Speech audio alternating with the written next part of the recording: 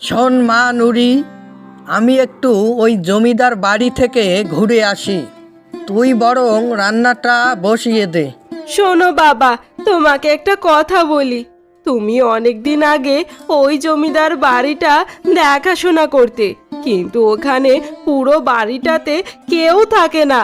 আর রাতে বেলা নাকি ওইখানে একটা পেতনির হাসির আওয়াজ শোনা যায়। তাই বলি, রাতে ওই পুরনো বাড়িটাতে যাওয়ার দরকার নেই। এটা কেমন করে হয় মা নুরি?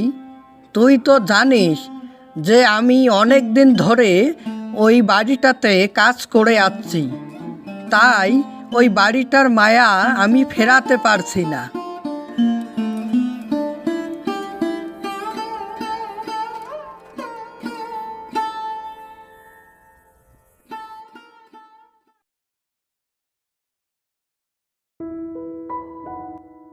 মা, আজকে বললাম না যে আমার ফ্রেন্ডের বাড়িতে পার্টি আছে? আমরা সবাই আজকে আরিফের বাড়িতে পার্টি করব, তাই আমি চললাম। আর বেশি দেরি করব না, তাড়াতাড়ি চলে আসবো, ঠিক আছে? ঠিক আছে রে বাবা, তুই যেহেতু তোর ফ্রেন্ডের বাসায় যাচ্ছিস, তাই আর তোকে না করতে পারলাম না। তবে বেশি রাত করিস না, আমি আবার তোর জন্য অপেক্ষায় থাকবো।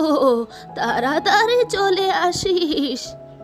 ঠিক আছে মা, আমি যত তাড়াতাড়ি সম্ভব বাসায় ফেরার চেষ্টা করব। সেদিন বিকেলে সজীবের ড্রাইভার না আসার কারণে সজীব নিজেই তার গাড়ি নিয়ে বেরিয়ে পড়ে।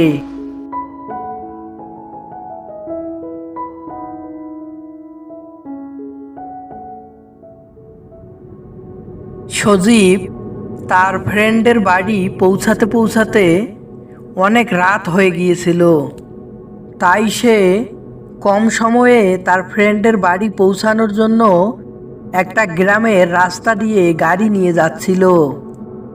কিন্তু কিছু দূর যেতেই হঠাৎ করে তার গাড়ি থেমে যায়।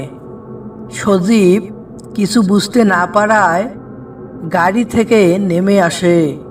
তারপর সে দেখে যে গাড়ির একটা টায়ার পাংচার হয়ে গেছে। উফ শিট, টায়ারটা আবার পাংচার হওয়ার সময় পেল না। এই মাঝপথে এসে টায়ারটা পাংচার হয়ে গেল। আশেপাশে তো কাউকে দেখছি না। এই রাতের বেলা মেকানিক আবার কোথায় পাই? এখন ফ্রেন্ডের বাড়ি যে কি করে যাব, ধুর, আর ভালোই লাগছে না। এদিকে রাত অনেক হয়ে গেল। তারপর সজীব চিন্তায় পড়ে গেল যে এত রাতে মেকানিক আবার কোথায় পাবো, আর সে বাড়ি কি করে ফিরবে। সে মনে মনে ভয়ও পাচ্ছিল, একা একা এই অন্ধকার রাতে সে কোথায় যাবে। তারপর আর কোনো রাস্তা না পেয়ে সজীব সেই অন্ধকার রাস্তার পথ ধরে হাঁটতে শুরু করলো। সেই জঙ্গলটা ছিল অনেক ভয়ঙ্কর। চারিদিক থেকে ভেসে আসছে ঝিঝি পোকার ডাক এবং দূর থেকে ভেসে আসছে শিয়ালের ডাক। ধীরে ধীরে সে হাঁটতে হাঁটতে একসময় জঙ্গলের গভীরে গিয়ে পৌঁছায়। তারপর সজীব ওখানে দাঁড়িয়ে চারিপাশটা ভালো করে দেখতে শুরু করে, কিন্তু দেখে যে চারিপাশে কোনো মানুষ নেই। তারপর সে বলে, আজকে আর বাড়ি ফেরার কোনো উপায় দেখছি না। মনে হয় আজকে এখানে রাতটা কাটাতে হবে। এদিকে ফোনটাও আর চার্জ নেই। ওকে যে বলবো ফোন করে, ওকে বললে তো ওর বাইকটা নিয়ে আসতে পারতো। ধুৎ, আজকে আমার কপালটাই খারাপ। দেখি সামনে কিছু পাই কিনা। তারপর সজীব আবার জঙ্গলের পথ ধরে হাঁটতে শুরু করে। কিছু দূর হাঁটতেই সজীব এই জঙ্গলের মধ্যে একটা অনেক বড় পুরনো বাড়ি দেখতে পেল। তারপর যত তাড়াতাড়ি সম্ভব সে ওই বাড়িটাতে পৌঁছালো।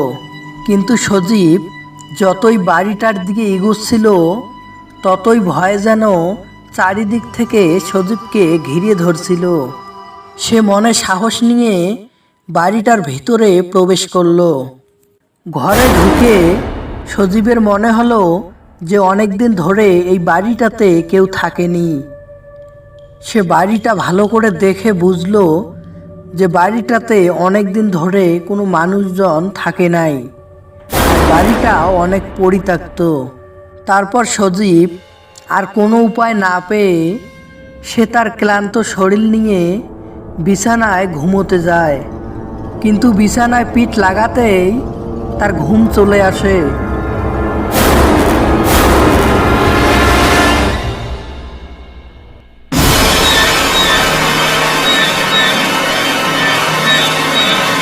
এ কি, এই মাত্র তো কেউ একজন আমার শরীরে হাত রেখেছে মনে হলো, কিন্তু এখন কোথায় গেল? কাউকে তো দেখছি না। আমি কি ভুল কিছু দেখলাম নাকি? মনে হয় ভুলই দেখেছি।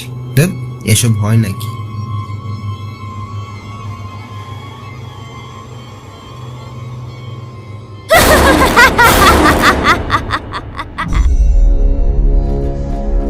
কে কে এইরকম আওয়াজ করছো? কে কে?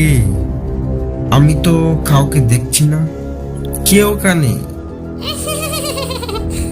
অনেকদিন পর আজ একটা মানুষের দেখা পেলাম।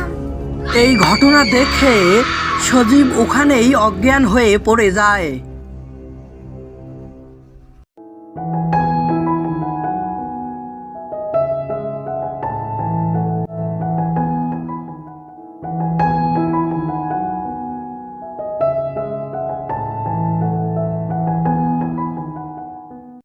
একদিন সকালবেলা প্রতিদিনের মতো রফিক দাদু সেদিনও সেই বাড়িটাতে যাচ্ছিল।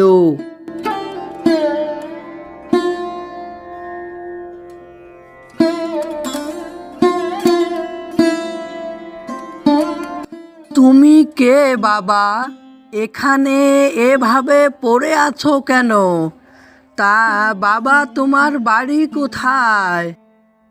তারপর রফিক দাদু সজীবকে তাদের বাড়িতে নিয়ে আসে।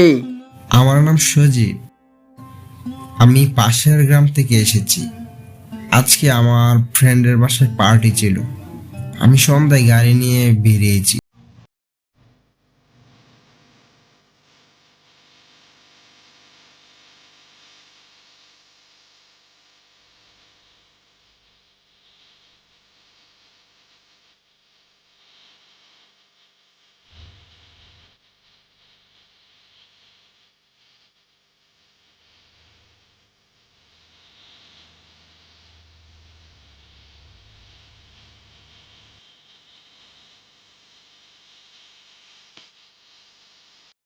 তারপর রফিক দাদু সজীবকে ওই বাড়িটার ব্যাপারে সব কিছু খুলে বলে।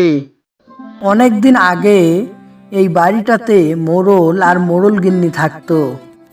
এভাবে অনেক সুন্দরভাবে তাদের দিন কাটছিল। কিছুদিন পর একদিন হঠাৎ মোড়লবাবু শুনতে পেলেন যে তার গিন্নি কখনোই মা হতে পারবে না। সেই নিয়ে একদিন মোড়লবাবু আর গিন্নিমার অনেক কথা কাটাকাটি হয়। তারপর মোড়লবাবু বললেন যে আর আমি তোমার সাথে থাকতে পারবো না।